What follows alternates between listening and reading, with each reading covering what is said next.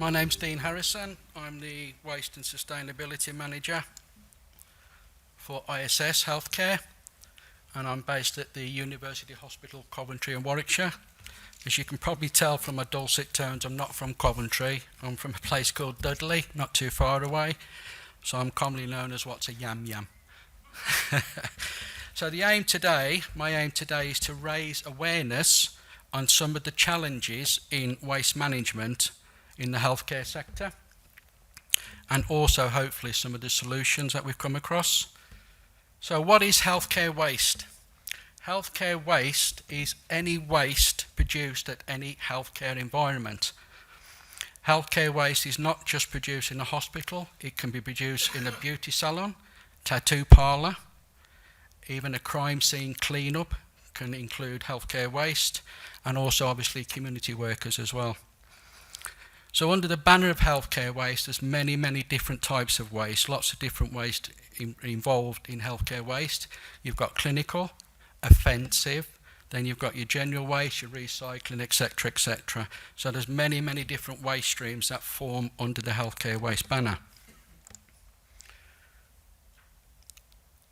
The NHS generates over 156,000 tonnes of waste per year, and that is just what is classed as the infectious or hazardous. That doesn't include offensive, and it doesn't include all the other waste streams generated in the hospital. So 156,000 tonnes is what we're looking at. In 2023, the World Health Organization carried out a study, and they found that only 15% of that 156,000 tonnes was actually infectious or hazardous. 15%. So 20% target for 2026 is very easily achievable. But the 2020-60 target, when it's 20% HTI, 20% AT and 60% offensive, don't stop at 60. 60 is not the end of it, 60 is the start of it. Everybody can do if you can get it to 60, you can go 61, 62 and just keep going, don't stop.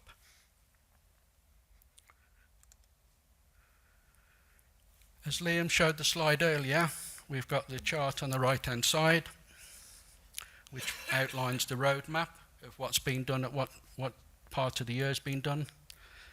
So we're looking at 2026 is the target. And from a healthcare waste manager, what I can say is I've definitely seen a change in people's attitude towards waste management in the last 6 months alone. It's probably more linked to the fact that 2026 is soon going to be here.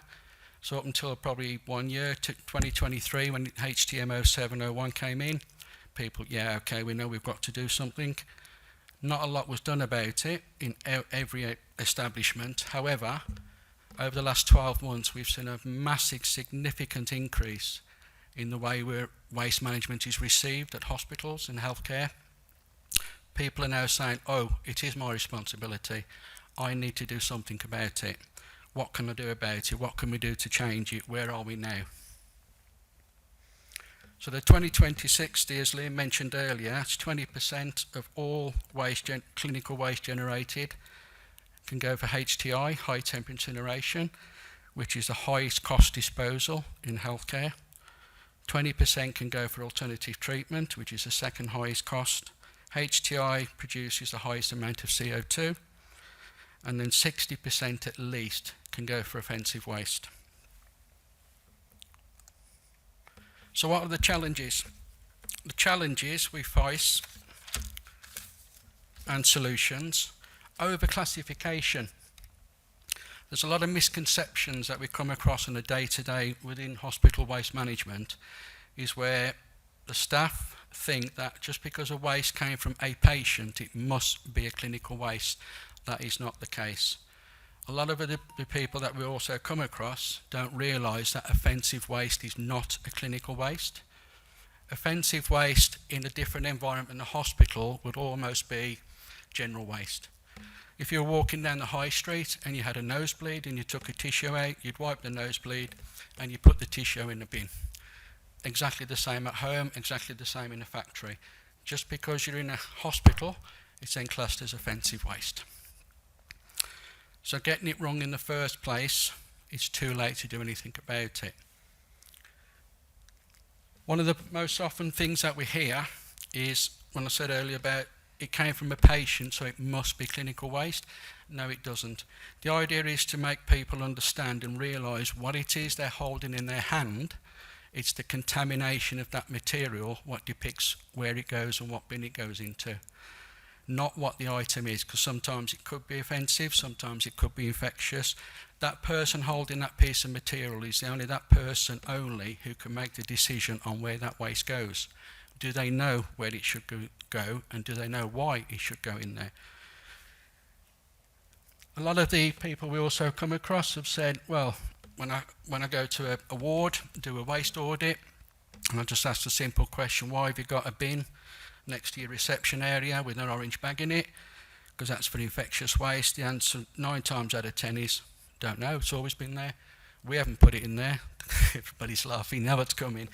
The cleaners, the domestics have put it in there. It's not us, it wasn't me. But you're using it. Those people are using it. They're putting things in there which are probably not infectious waste. Barrier rooms, side rooms, yeah, I understand that. Orange bags, yeah. But not on reception areas, not on communal areas, not on corridors, not on walkways and things like that. There's no need for it. So we've done a few trials, done a few studies lately, and we've done some audits in different hospitals. And we tend to come across the same sort of thing with bins for bin's sake. There's either not enough bins, so whatever bin is there gets used for everything, or there's too many bins and it's whatever is closest bin, either on your left-hand side or right-hand side if you're left or right-handed, that's where the waste goes, and that's wrong. It shouldn't happen. Education, training and awareness.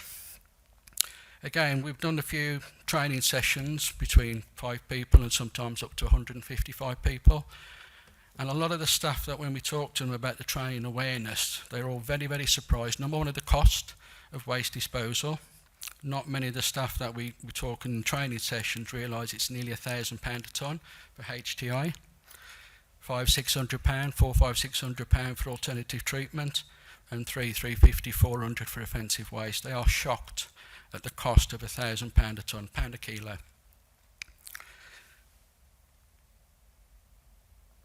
We seem to find it can go a lot worse either at weekends, nights, if there's agency staff, if there's bank staff involved.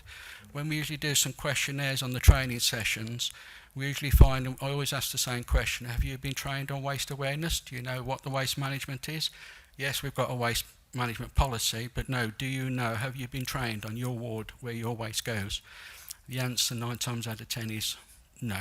I just follow what that person does. Again, that's wrong. We need to change that. There's financial, environmental impact.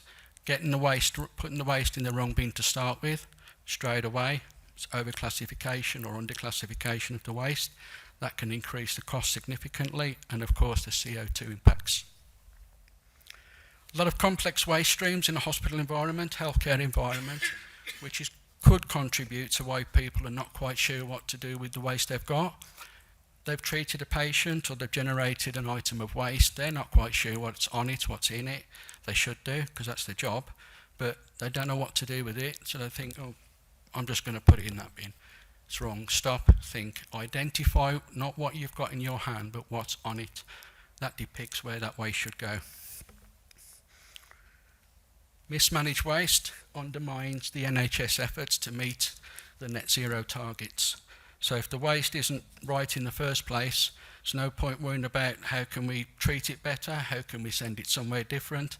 If it's wrong in the first place, it's too late.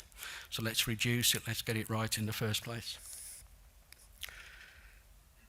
So waste isn't just what's in the bin, it's a reflection of the choices made by everybody before it got there. So something's happened to that item of waste. Is it a waste item? Yeah, okay. But what's happened to it on its journey? So imagine if everybody stopped just for one moment and asked, is the waste clinical because of what it is or what I think it is? So again, it drives back to that, what is it that you're holding, what is it you've got that you've got to dispose of? Is the bin too far away? Is it round the corner? Is it in the sluice room? Have you got enough bins? All these questions need to be answered. How big is the problem? We recently did a trial, and it really surprised me. Sorry. It really surprised me, the outcome of the trial.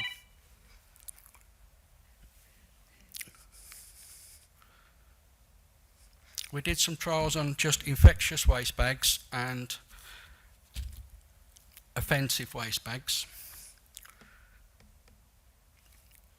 I'm not going to ask you for a percentage, but just sort of think to yourself, of the number of bags that we audited on infectious waste, what as a percentage do you think contain material which probably wasn't infectious or shouldn't have been in there? The answer's basically up there. 54% of all the infectious waste bags that we audited had material in that possibly shouldn't have been in there. I'm not a clinical expert, so I'm not going to go into the bag and start pulling waste material out to see what it is or what it isn't, but just by looking at it, you could probably tell that it wasn't infectious waste. So that's 54%. The examples of the contamination, this is probably seen everywhere. People are probably smiling and smirking and thinking, I've seen that everywhere. Newspapers in infectious waste bins. Full bottles of a soft drink, popular soft drink, full bottle. Food, beverage containers. Coffee cups was probably the worst culprit that we found in the orange bag bins, infectious waste bins, so obviously infectious waste coffee cups. We did 30 bags. In total, there was 20 kilo of infectious waste in total at the 30 bags. 10.8 kilos of that could have been avoidable. Non-infectious waste, but it was sent to alternative treatment at a high cost and impacted the CO2. If the results of that trial on one ward that we did over 1 week are correlative across the whole estate, we could be looking at 20,000 kilos a year of waste sent to alternative treatment that didn't have to go that route. We did the same trial on offensive waste bags. The results of this were even more surprising, to be honest. 24 bags were checked. 64% of those bags contain material what shouldn't have really been in there. Glove boxes, newspapers, general packaging, and again food waste. 1.5 kilo of waste in every single offensive waste bag shouldn't have been in there. Again, if that's sort of repeated across the whole estate, the results of that trial, 41,000 kilos a year were sent into offensive waste that shouldn't go there, should go somewhere else. Recycling, general waste even, but it shouldn't have been in that offensive waste bin. One of the solutions, going back to what Liam mentioned earlier, let's stop it. Let's stop the waste in the first place through supplier chain, packaging solutions, reusable items. One of the case studies that they did at the hospital, you'll have to excuse me and I'll never get this right, it was in robotic assisted prostatectomy operating theatre. This is a process where an operation or procedure is carried out using a robot. So it's sort of guided by a clinical lead using sort of thing, like a little control method. The reason this came about is every year at the hospital where I am, I have a green week, and what's encouraged is the NHS staff and the suppliers, FM facility suppliers, are encouraged to all meet, get together, break up into teams, so there's one from every department in that team, and just have an open discussion about waste reduction. The gentleman I was sitting next to happened to be a senior fellow involved in the robotic prostatectomy operations. He said he was interested in waste, and obviously I was interested to know how a robot could perform an operation. So we got talking, we went to the theatre, got the scrubs on, etc. And the only bags in that theatre area were yellow clinical waste bags, nothing else. So I asked the question, why have you only got yellow waste bags? Again, going back to what I said earlier, it's what we've always had. We've always used yellow bags, okay. So I explained that the yellow clinical waste bag is for infectious waste that's got chemical and or medicinal contamination. I said, are there any of those? He said, no, we don't carry out operations on any patient that could produce infectious waste. No chemicals or medicines. I said, why have you got yellow bags? Don't know. We've always had them. So what we did, we had one procedure carried out, we weighed the waste produced, and it was 28 kilos of waste from one procedure. On the next procedure, when all the instruments and tools, etc., were laid out, the packaging, all that was going into HTI yellow bag waste. So what they did then, they put recycling bags inside the theatre and outside, so all the packaging went into the recycling bags. When the patient was wheeled into the theatre, it was offensive waste bags were fitted. So only the waste that came out during that procedure went into offensive waste. Just through that one procedure only, we're looking at a reduction on the HTI from what it was. I saved it by 20 tonnes a year, just from that one procedure. Again, healthcare waste can be a complex mix. Some circumstances, it can lead to disposal posters or signs looking more like the London Underground map. Many people have probably come across a bin, they've got to have something to throw away, and you're looking at the sign and you're going, yes, no, is it this, is it this, is it that? Sometimes it can get very confusing, sometimes people haven't got time. An item of waste goes into the nearest bin, they don't stop and think, what is it on that item of waste we've got? So we need to make it easier for people to understand, get the message across, answer the questions, but make it so much easier. If I was faced with the bottom one there, I wouldn't have a clue. I'd be thinking, well, I've got to rush back and do my job, but I've got to spend a couple of minutes trying to work out what it is.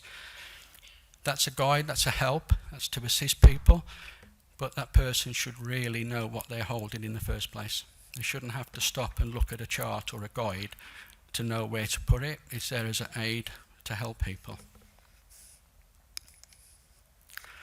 Solutions, number of ways we can do it. Micro learning modules, break the content into short focused lessons. Don't make the lessons too long, don't make them an hour or something like that. People get bored, they lose interest.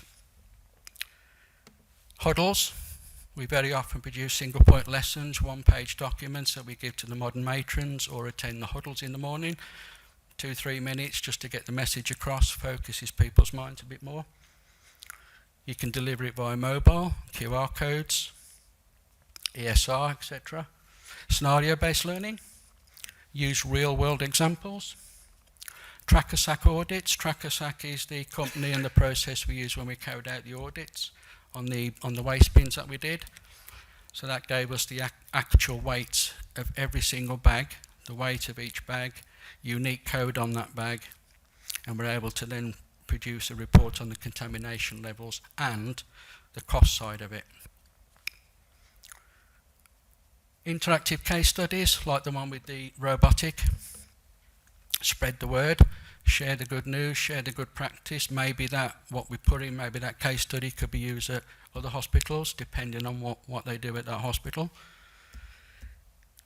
Visual aids, colour coding. Colour coding's already in place for the bins. A lot of people recognise the colour of the bin bag, but very often you'll go to an area and you'll see a bin bag in a different colour bin than another area, a different colour sign. The sign looks different, it might be peeling off a little bit. It doesn't really produce the right message. So we need to go back to basics, train the people, make them aware of what they're holding, what they've got in the hand, why it's a waste, but also give them help on where it should go. Gamifications and quizzes. What I found at recent training sessions that we do and events, we do a little game called Bin the Beanbag, and it's quite simple, it's a lot of fun. It's usually at the end of a training session where we've got a selection of bean bags, and each bean bag's as simple as this. Each bean bag is colour coded to match a waste stream, and then we've got the normal pedal bins, 10 or 12 of the pedal bins, probably about the same distance from where I am to these gentlemen. And the idea is that the person takes the bean bag, and it could be colour coded as offensive waste. They've got to try and throw the bean bag into the right bin. So each bin has got a little poster on it, what says offensive waste with a score, etc. There's usually a target to aim for, 150, 200 points, and the top score usually gets a meal voucher, etc. But it's quite surprising the amount of people who pick a bean bag up, yellow, and it's quite clearly got Sharps waste written on it, and they go, oh, yellow, clinical waste, throw it into a different bin. I might pick a purple bean bag up and go, oh, that's medicine. And these are like clinical staff. So we've got posters, we've got signage to say, okay, have a look on the list, what does that colour code relate to? Oh, then they stop. They don't throw it in the wrong bin, they stop and they think. That's the key. Peer champions. Designate or allocate waste and sustainability champions per ward, per department, per area. It's difficult to try and get the message across to many people at the same time. So what we found was we break it down a little bit and we go ward by ward. Sometimes it means we'd have to do early in the morning, sometimes weekends, sometimes night shift. But that way we capture all the key people, talk to them face to face, explain the problems, show them live examples. Put your foot on a pedal bin and just have a look together what's inside. It's not blame culture, it's do you think that should be in there? And usually the answer is, oh, you're right, shouldn't be there. Will it work? The training, support, yes it will. It will work and we will achieve, if not beat, the 20-20-60 targets. Absolutely 100% we will.